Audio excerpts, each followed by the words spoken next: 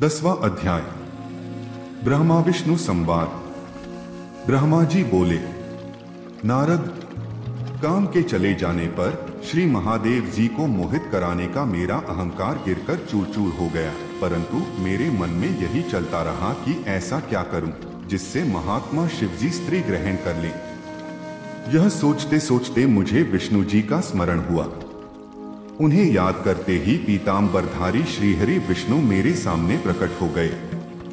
मैंने उनकी प्रसन्नता के लिए उनकी बहुत स्तुति की। तब विष्णु जी मुझसे पूछने लगे कि मैंने उनका स्मरण किस उद्देश्य से किया था। यदि तुम्हें कोई दुख या कष्ट है तो कृपया मुझे बताओ, मैं उस दुख को मिटा दूंगा।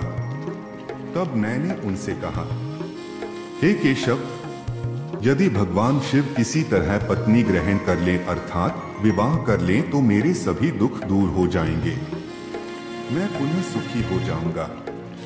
मेरी यह बात सुनकर भगवान मधुसूदन हंसने लगे और मुझ लोकसृष्टा ब्रह्मा का हर्ष बढ़ाते हुए बोले, हे ब्रह्मा जी, मेरी बातों को सुनकर आपके सभी भ्रमों का निवारण हो जाएगा। शिवजी ही सबके कर्ता और भर्ता हैं। वे ही इस संसार का पालन करते हैं। वे ही पापों का नाश करते हैं। भगवान शिव ही परब्रह्म, परेश, निर्गुण, नित्य, अनिर्देशक, निर्विकार, अद्वितीय, अनंत और सबका अंत करने वाले हैं।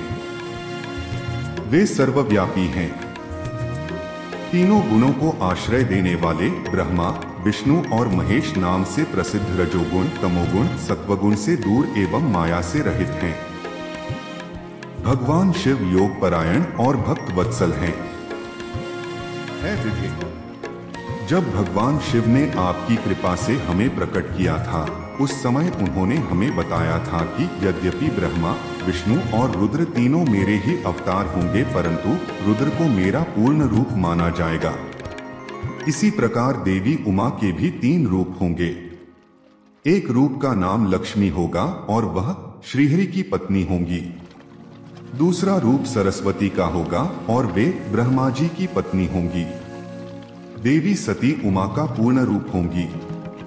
वे ही भावी रुद्र की पत्नी होंगी।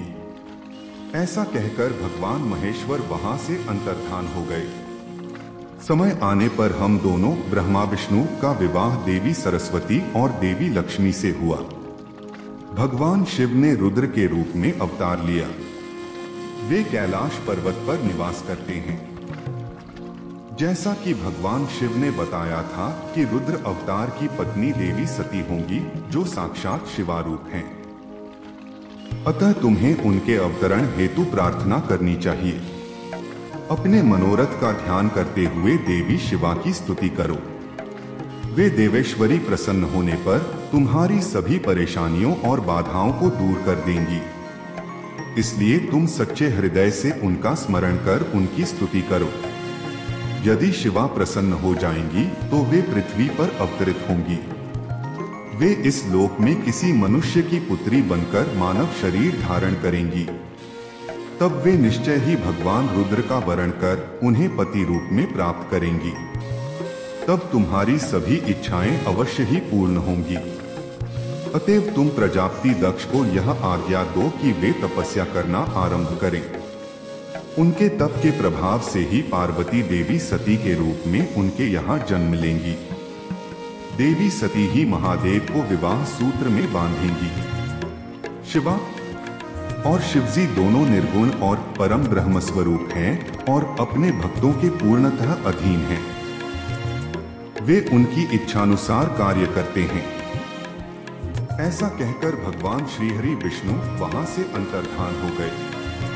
उनकी बातें सुनकर मुझे बड़ा संतोष हुआ, क्योंकि मुझे मेरे दुखों और कष्टों का निवारण करने का उपाय मालूम हो गया था।